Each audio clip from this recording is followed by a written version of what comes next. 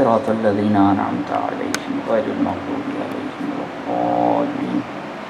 صدق الله العظيم. لا حول ولا قوة إلا بالله العلي العظيم. أعوذ بالله من الشيطان اللعين الرجيم. بسم الله الرحمن الرحيم. الحمد لله الذي لا يبلغ مدحته القائلون ولا يحصي نعماه العادون ولا يؤدي حقه المجتهدون الذي لا يدركه بعد الهمم ولا يناله غوث الفتن الذي ليس لصفته حد محدود ولا نعت موجود ولا وقت معدود ولا أجل ممدود. فطر الخلائق بقدرته ونشر الرياح برحمته وودد بالصخور ميدان أرضه. ثم الصلاة والسلام على النبي الكريم أبي القاسم المصطفى محمد. اللهم صل على محمد وعلى آله الطيبين الطاهرين المعصومين ولعنة الله على أعدائهم أجمعين من الآن إلى قيام يوم الدين. أما بعد فقد قال الله تبارك وتعالى في القرآن الحكيم. بسم الله الرحمن الرحيم.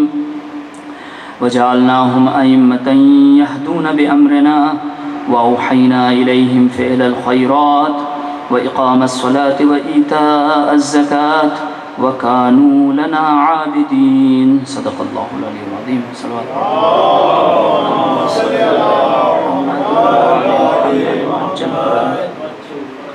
سوگواران ابا عبداللہ الحسین علیہ السلام،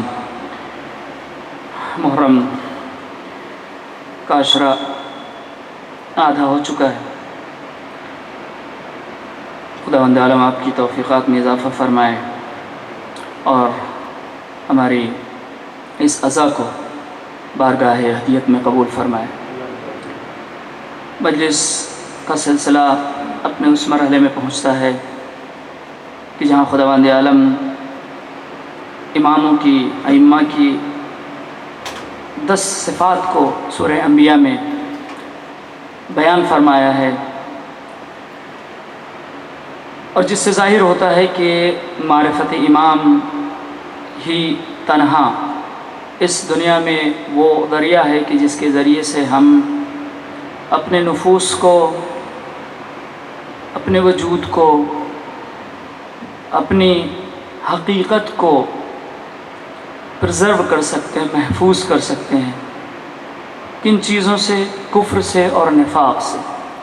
عالم اسلام میں سب سے بڑا شرک، سب سے بڑا گناہ جسے گناہ کبیرہ کہتے ہیں، وہ کفر ہے، شرک ہے، نفاق ہے.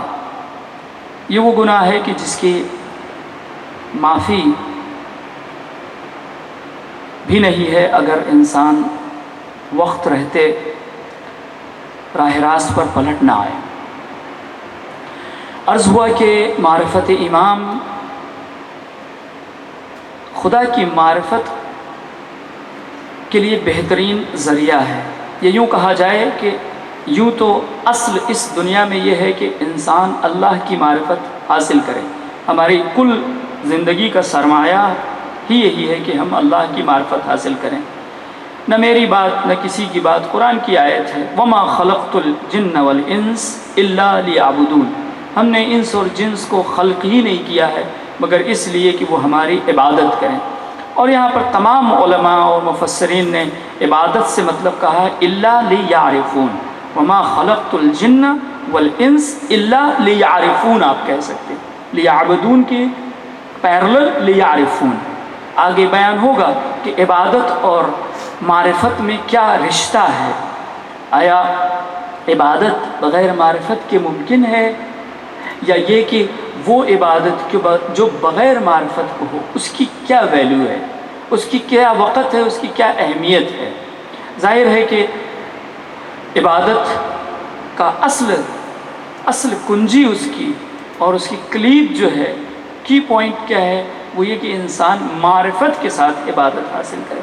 تو امام کہ معرفت ہی معرفت خداوندی کا وہ زینہ ہے کہ جس پہ چڑھ کے انسان خدا کی معرفت حاصل کر سکتا ہے۔ اب سوال یہ ہوتا ہے کہ کیا امام، بہت سے لوگ کہیں آپ تو غلو کر رہے ہیں، امام کی معرفت کو خدا کی معرفت قرار دے رہے ہیں، نعوذ باللہ، کیا امام خدا ہو گئے؟ استغفر اللہ، ایسی بات نہیں ہے، مگر مسئلہ یہ ہے کہ خدا کی معرفت کس میں حاصل کی جا سکتی؟ اس کے ذات میں یا صفات میں؟ دو چیزیں ہیں نا، اللہ کی ذات اور صفات۔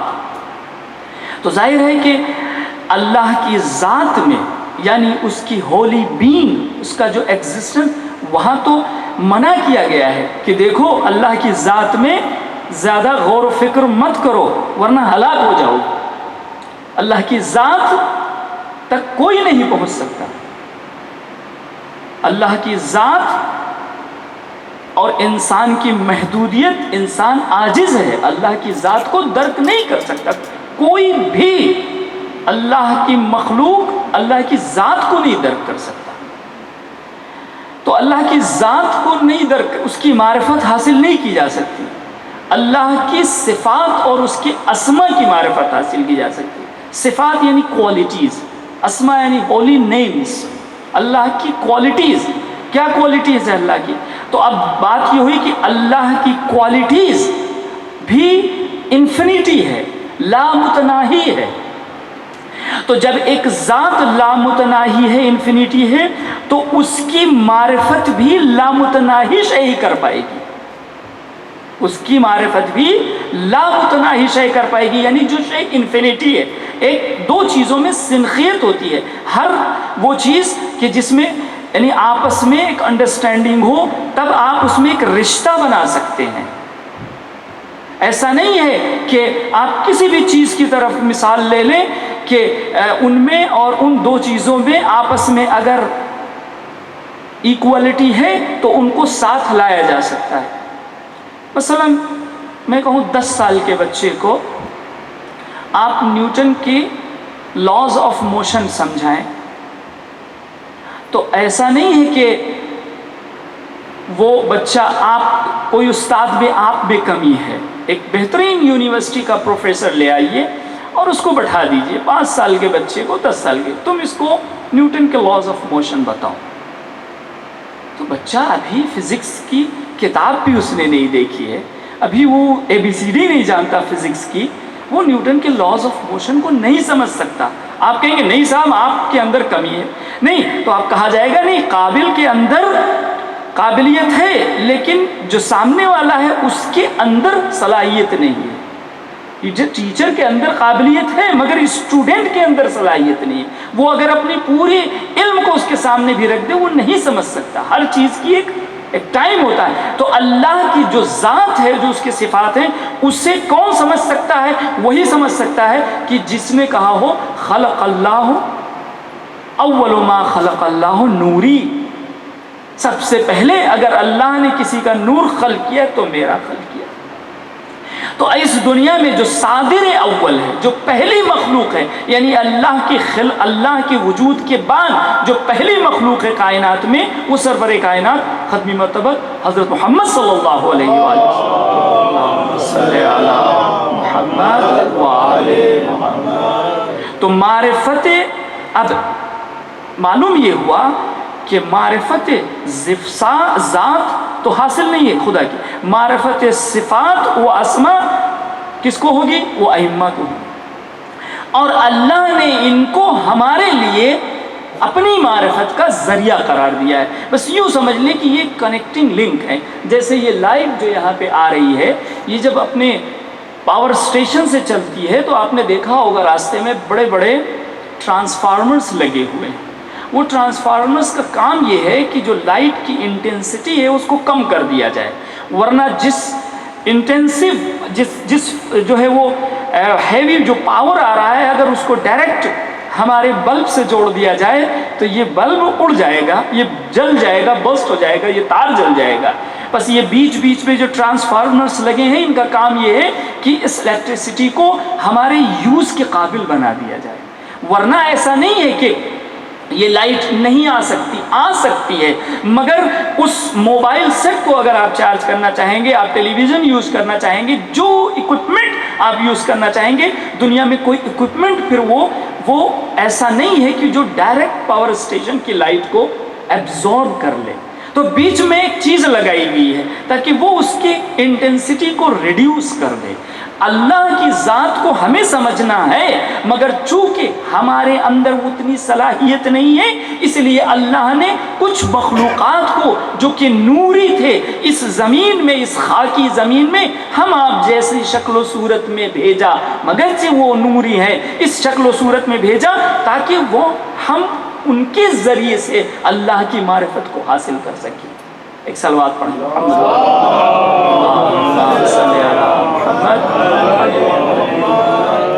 صلوات پڑھ کے آگے آ جائیں۔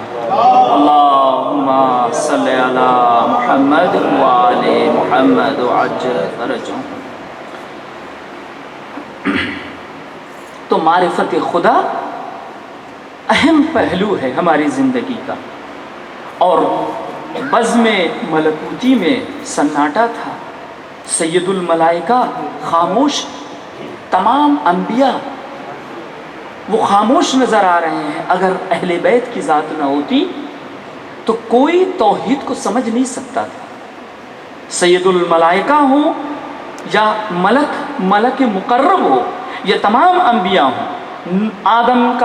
آدم کی توبہ چہردہ معصوم کے نور سے، ان کے توسل سے قبول ہوئی۔ نوح کی کشتی کو اگر قرار ہوا تو اہل بیت کی معرفت، اہل بیت کے توسل سے، یعنی تمام انبیاء نے اگر توسل کیا ہے تو اہل بیت کا۔ آپ کہیں گے تو پھر یہ بعد میں کیوں آئے؟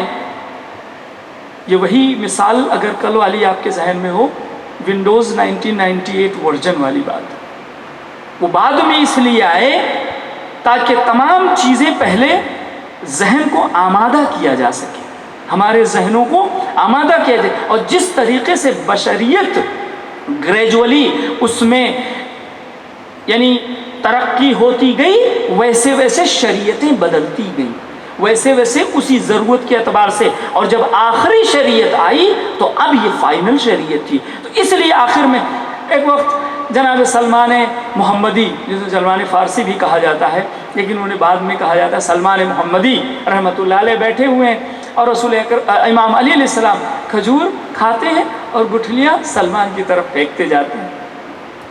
جناب سلمان کی عمر کتنی ہے، کتنے سال جیے ہیں؟ 300 ایئرس تک کے وہ جیے، تو ظاہر مولا کائنات تو کل 63 برس کی عمر میں اس دنیا سے، تو مولا کائنات تو بہت ان سے چھوٹے، تو آپ نے کہا اے علی آپ ہم سے سن میں بہت چھوٹے ہیں، آپ ہم سے مذاق کر رہے ہیں؟ تو مولا کائنات نے کہا اچھا تو سلمان یہ بتاؤ کہ وہ وقت یاد ہے کہ جب آپ کا سامنا ایک شیر کا سامنا ہوا تھا؟ ہاں ہوا تھا۔ تو پھر کیا ہوا تھا؟ تو میں نے توسل کیا، میں نے اللہ کی بارگاہ میں دعا کی، تو پھر ایک بندہ آیا بچایا۔ تو علی علیہ السلام کہتے ہیں سلمان کیا تمہیں معلوم نہیں ہے کہ وہ جو تم کو شیر سے بچانے والا ہے میں ہی ہوں؟ تو اب بتاؤ تم سن میں مجھ سے بڑے ہو کہ میں تم سے بڑا ہوں؟ تو مولا کائنات تو سب کی مدد، تو مولا کائنات اگر آپ ظاہری سن کی بھی بات کریں گے تو ہر دور میں آپ کا وجود ہے، لیکن زمان اقتضا کر رہا تھا کہ وہ اس ایج میں آئیں، ورنہ مولا کائنات کے لیے، ائمہ کے لیے نہ کوئی پاسٹ ہے، نہ کوئی پریزنٹ ہے، نہ فیوچر ہے، ان کے لیے تمام چیزیں یکجاں ہیں۔ اور یقین نہ ہو تو دعائیں ناہیہ دیکھ لیجئے، امام زمانہ علیہ السلام جب واقع کربلا کو جو ہے وہ بیان کرتے ہوئے گریہ کرتے ہیں، خون کے آنسو روتے ہیں، تو امام دیکھیں، امام کبھی محاورے، ایگزیجریشن اور احساسات سے گفتگو نہیں کرتا ہے۔ امام جو گفتگو کرتا ہے وہ فیکٹس پہ بیسڈ ہوتی ہے، اس کی گفتگو لاجک پہ بیسڈ ہوتی ہے۔ امام جو بات کہہ رہے ہیں وہ ایسے کہہ رہے ہیں کہ جیسے وہ چیزیں ان کے سامنے رونما ہو رہی ہوں۔ تو امام تو واقع کربلا کو اپنی آنکھوں کے سامنے دیکھ رہے ہیں۔ امام کو کسی مورخ، کسی مقاتل کی ضرورت نہیں ہے، ہم عام مولوی کی طرح کہ میں مقاتل میں کیا لکھا ہے پڑھوں کہ آج شہادت کیسے ہوئی، امام کی شہادت، امام کے شہادت، نہیں، ان کے لیے تو تمام چیزیں بالکل سامنے ہیں۔ تو عزیزوں، امام کی معرفت ہمارے لیے سب سے ضروری ہے، اور امام کی معرفت اس لیے ضروری ہے تاکہ ہم اللہ کی معرفت حاصل کریں۔ تو بیان یہ ہوا کہ خود رسول اکرم صلی اللہ علیہ وسلم کی حدیث ہے، لولانا ما عرف اللہ، اگر ہم نہ ہوتے تو کوئی اللہ کی معرفت حاصل نہ کر پاتا، اگر ہمارا وجود نہ ہوتا تو کوئی اللہ کی معرفت حاصل نہیں کر سکتا۔ اب اسی لیے اسی حدیث کے بعد حدیث قدسی کو آپ دیکھیں کیا بیان ہوا، کنتو کنزا مخفیہ، کنتو کنزا مخفیہ فاحببت ان اعرف فخلقت الخلق لکی اعرف، میں ایک چھپا ہوا خزانہ تھا اور جب میں چاہا کہ پہچانا جاؤں تو میں نے خلق کو خلق کیا، ہم نے خلق کو خلق کیا کہ جس کے ذریعے سے ہم نے اپنے آپ کو پہچانوایا۔ اور اس کے بعد پھر حدیث آگے بڑھتی ہے اور کیا فرماتے ہیں کہ خلق اول ما خلق اللہ نوری، یعنی سب سے پہلے اگر اللہ نے کسی کا نور خلق کیا ہے تو ہمارا نور خلق کیا ہے۔ تو معلوم یہ ہوا کہ اگر اللہ کی معرفت حاصل کرنا ہے تو ہمیں امام کے در پہ آنا پڑے گا، ولی نلی آنا پڑے گا۔ امام کے در سے جو جدا ہوا اسے معرفت حاصل نہیں ہو سکتی ہے۔ اب یہ اور بات ہے کہ کون کتنے جلدی آ جاتا ہے، اگر جلدی آ گیا تو اپنے آپ کو بچا لے گا، تھوڑی اور دیر کی تو شاید تھوڑی اور گمراہی اور مشکلات ضلالتوں میں زندگی گزر جائے، اور اگر زیادہ دیر کر دی اہل بیت کے در پہ آنے سے تو ممکن ہے کہ نسلیں گمراہ ہو جائیں، جنریشن بگڑ جائے۔ اس لیے جتنی جلدی ہو انسان اہل بیت کے در پہ آ جائے، کیونکہ یہ طے شدہ بات ہے کہ ان کے در کے فقیر سب کوئی ہیں، چاہے وہ اہل سنت کے جتنے ائمہ ہیں سب بلا واسطہ اور باواسطہ امام کے شاگرد ہیں۔ اہل سنت کی جتنی فقہ ہے، 4 مسلک ہیں، وہ چاروں امام، 2 امام ڈائریکٹ زانو ادب طے کیا ہے امام صادق علیہ السلام کے سامنے، اور ان 2 کے شاگرد ہیں 2۔ تو فرض کیجئے آپ یونیورسٹی میں پروفیسر، آپ نے کسی اسٹوڈنٹ کو پڑھایا، وہ بھی پروفیسر اور اس کا اسٹوڈنٹ، تو وہ جو تیسرا اسٹوڈنٹ ہے وہ کہہ سکتا ہے کہ I am the student of مثلا دا فرسٹ ون، اور ہوتا بھی ہے ایسے۔ تو عزیزوں، اللہ کی معرفت ہو یا دین کو سمجھنا ہے ہمیں اہل بیت کے در پہ آنا پڑے گا جتنی جلدی ہو۔ اب ایک چیز سمجھ میں آتی ہے کہ کبھی کبھی، اسی لیے دیکھیے کہ دنیا میں انسان مشکلات سے دوچار ہوتا ہے، یہ دنیا کی رنگینیاں، یہ بڑی بڑی بلڈنگیں، یہ چمک دھمک، یہ تمام چیزیں انسان کو تھوڑی دیر کے لیے ڈسٹریکٹ کر دیتی ہیں، مگر اگر کوئی انسان چاہے غور کرنا تو وہ غور کر سکتا ہے کہ اگر کسی انسان کی زندگی میں کوئی مشکل آتی ہے تو یہ سمجھ لے، کوئی بلا ہے، کوئی مصیبت آتی ہے تو یہ اللہ کا امتحان ہے، اسے سجدہ شکر کرنا چاہیے۔ کیوں؟ کیونکہ اللہ نے اسے بہرحال اس اسٹیج پر پہنچا دیا کہ وہ سوچنے پہ مجبور ہو رہا ہے کہ ایسا کیوں ہو رہا ہے۔ رسول اکرم صلی اللہ علیہ وسلم کا زمانہ ہے، اللہم صلی علی محمد وعلی محمد،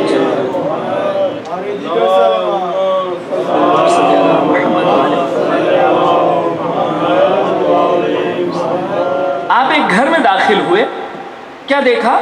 پہلے زمانے کے گھر کچے، دیواریں، ایک مرغی دیوار پہ بیٹھی ہوئی، اس نے انڈا دیا، انڈا نیچے گرا، پھوٹا نہیں۔ رسول خدا نے کہا یہ کیا ماجرا ہے؟ ان کا یا رسول اللہ ہمارے تو ایسے ہی ہوتا ہے۔ اچھا ایسے ہوتا ہے؟ رسول خدا جلدی سے اس گھر سے باہر نکل آئے، کہا اگر کسی گھر پہ بلا اور مصیبت نازل نہ ہو تو اسے سوچنا چاہیے کہ کیا اللہ نے اسے اس کے حال پہ چھوڑ دیا ہے۔ اگر ہماری زندگی بہت اسموتھ جا رہی ہے، لگژری وے میں جا رہی ہے، تو ہمیں 1 منٹ کے لیے سوچنا چاہیے کہیں ایسا تو نہیں ہے کہ ہمیں اللہ نے ہمارے حال پہ چھوڑ دیا ہے اور ہمیں سوچنے کی بھی توفیق نہیں دی ہے کہ ہمارے ساتھ کیا ہو رہا ہے۔ عزیزوں، اگر ہماری زندگی میں مشکلات اور بلائیں آتی، اس لیے کہا گیا ہے البلاء للولا، بلائیں اس کے لیے آتی ہیں جو دوست ہے، جو محب ہے، جو اللہ کا جتنا، اسی لیے رسول اکرم صلی اللہ علیہ وسلم کی حدیث ہے کہ خداوند عالم اگر ہمارے مومنین، اگر ہمارے ماننے والے یعنی ہمارے عبادت گزار، ہمارے مومنین اگر ضعیف نہ ہوتے، سست ضعیف نہ ہوتے یعنی کمزور نہ پڑ جاتے، تو ہم کافروں کو اتنا دے دیتے کہ وہ چاہ کر بھی ہماری بارگاہ میں نہ آتے۔ کبھی کبھی جوانوں کے لیے سوال ہوتا ہے کہ ساری مصیبتیں کیوں بلیورز کے لیے ہیں؟ ہم تو اچھا کرتے ہیں، ہم تو نیک سوچتے ہیں، ہم تو انسان کی مدد کرنا چاہتے ہیں، پھر بھی ہمارے ساتھ مصیبت ہوتی ہے، ہم ہی مریض ہوئے، ہم ہی دنیا میں اکیلے ہیں، ہمارے ساتھ کیوں پرابلم آ رہی؟ بقیہ دنیا تو اچھی خوش نظر آ رہی ہے۔ عزیزوں، اگر کوئی انسان، روایت کی فکر بیان کر رہا ہوں، اگر انسان روز قیامت وہ کہ جو مریض ہے، بلا میں مبتلا ہے، اگر روز قیامت وہ اپنے اس حالت کو دیکھے گا اور اپنے اس کے عوض جو اللہ اس کو اجر و ثواب دے رہا ہے، تو تمنا کرے گا کہ اے کاش میں زندگانی دنیا میں ہمیشہ مریض ہوتا۔ اس کا یہ مطلب نہیں ہے کہ آپ اپنے آپ کو مرض میں مبتلا کر لیجئے، یہ نہیں مطلب ہے۔ مطلب یہ ہے کہ اگر بلا اور مصیبت آ گئی ہے تو اس سے کیسے اپنے آپ کو باہر نکالیں گے۔ وہ جسٹ ایسے ہے کہ آپ ایگزامینیشن روم میں بیٹھے ہوئے، آپ کو ایگزامینر نے ایک نوٹ بک کاپی دے دی ہے، اب آپ اس کے آنسرز، اس کے کوشچنز کو آنسر دے رہے ہیں، اس کا لکھ رہے ہیں۔ اگر اچھا آنسر دیں گے تو آپ کو اچھے گریڈ مارکس ملیں گے، اگر کافی سادی رکھ دیں گے تو آپ کو کچھ نہیں ملنے والا ہے۔ بس بلا ایسی ہے کہ بلا میں انسان ممکن ہے کہ گمراہ ہو جائے۔ نہج البلاغہ میں مولا کائنات امیر المومنین علیہ السلام کیا فرماتے ہیں؟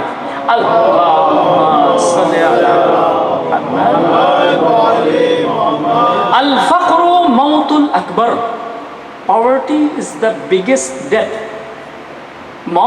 فقر، غربت سب سے بڑی موت ہے انسان کی۔ کیوں موت ہے؟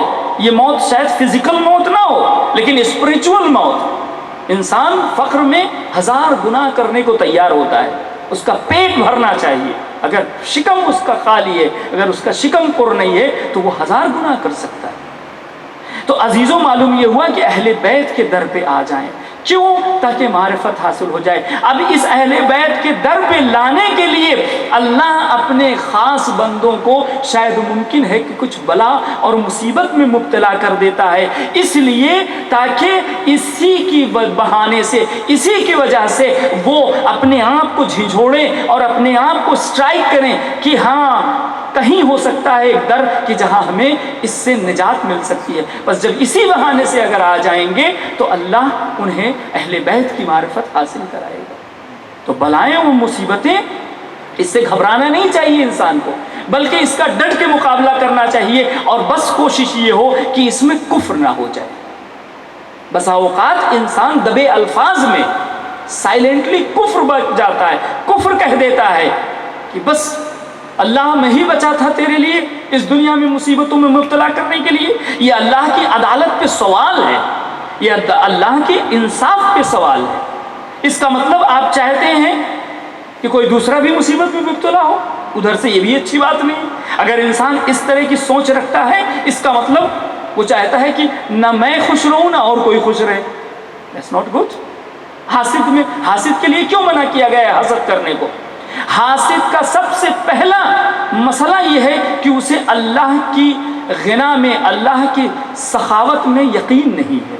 ارے بھائی، اگر اللہ نے کسی کو مال و دولت، عزت، آبرو دی ہے اور کسی دوسرے کو نہیں دی ہے تو بجائے حسد کرنے کو، اللہ کے خزانے میں کمی تو نہیں ہے، بجائے حسد کرنے کو تم بھی دعا کرو، اے میرے معبود جیسے اسے آپ نے خوشیوں سے سرشار کیا ہے مجھے بھی کر دے، بجائے اس کے کہ آپ انسان جو ہے بد دعا کرے کہ یہ نیست و نابود ہو جائے خدا نہ خواستہ اور یہ برباد ہو جائے۔ اس سے بہتر یہ ہے کہ انسان دعا کرے کہ اسے اور دے اور ہمیں بھی دے، یہ بہترین ذریعہ ہے۔ اسی لیے حاسد سب سے پہلے اگر نقصان پہنچاتا ہے تو اپنے آپ کو نقصان پہنچاتا ہے۔ جیلسی کرنے والا انسان اپنے آپ کو جلاتا ہے، دوسرے اس کو تو خبر بھی نہیں کہ ہم سے کون جیلسی کر رہا ہے۔ کتنی عجیب سی بات ہے، انسان جس دوسرے سے جیلسی کر رہا ہوتا ہے اسے خبر بھی نہیں ہوتی ہے کہ ہم سے کون جل رہا ہے، کون خوش ہے، ہم خامخواہ اپنے آپ کو جلا رہے ہیں۔ ارے بھائی، اپنے آپ کو جلانے سے کیا فائدہ؟ آپ اسٹرگل کیجئے، آپ کوشش کیجئے، اللہ کے خزانے میں کمی تو نہیں ہے، وہ تو سب کو دے گا۔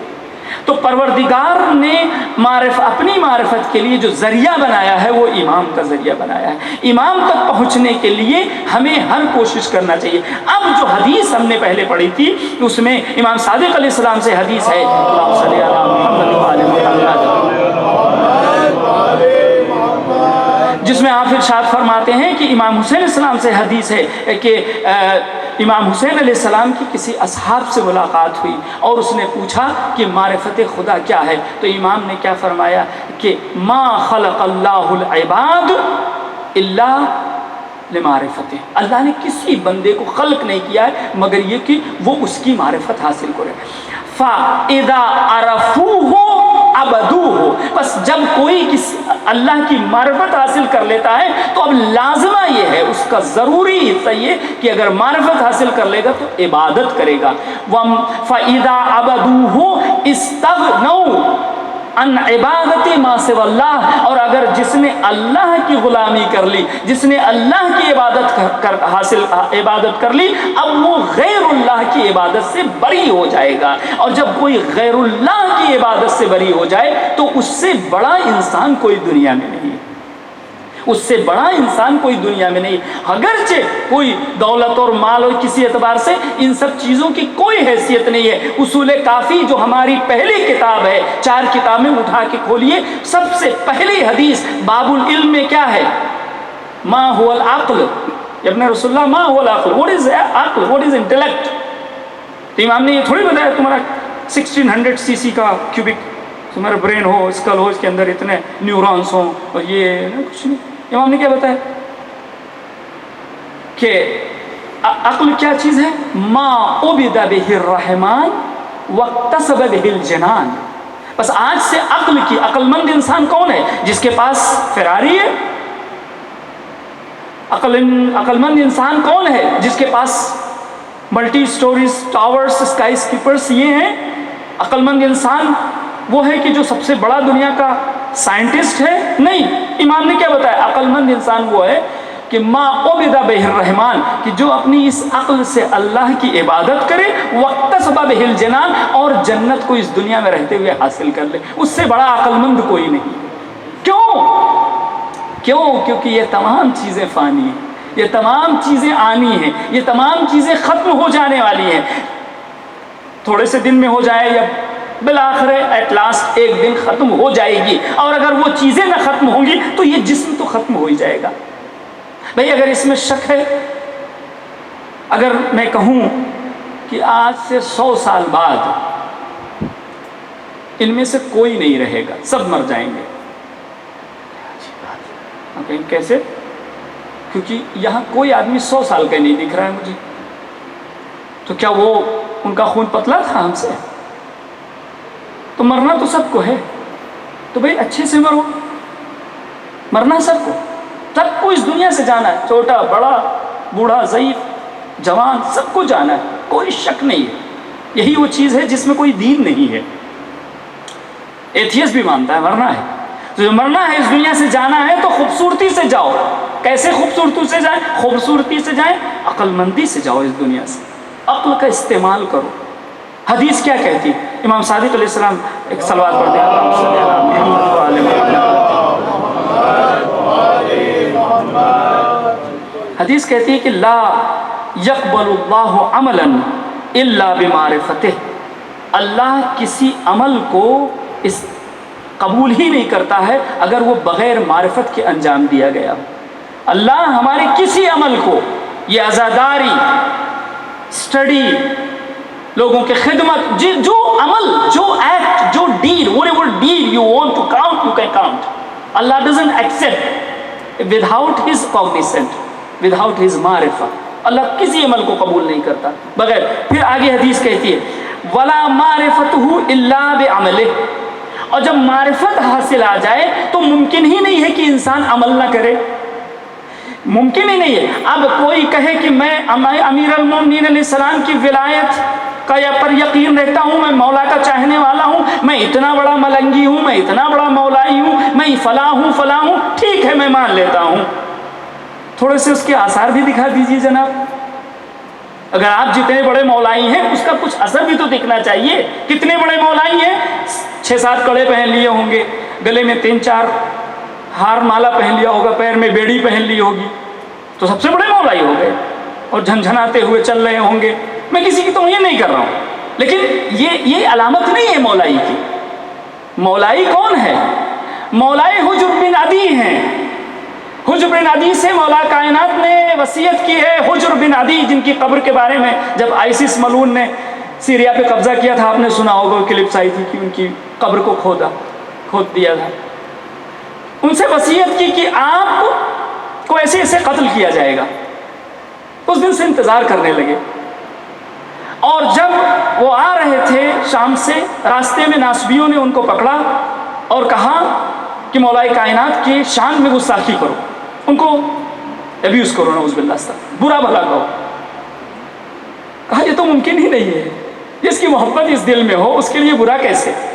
تو کہا پھر شہادت کے لیے تیار ہو جاؤ. قبر کھود دی ان کی پہلے, یہ تمہاری قبر کھودی ہوئی ہے, یہاں پہ تم کو دفن کر دیا جائے گا اگر برا نہیں کہو گے.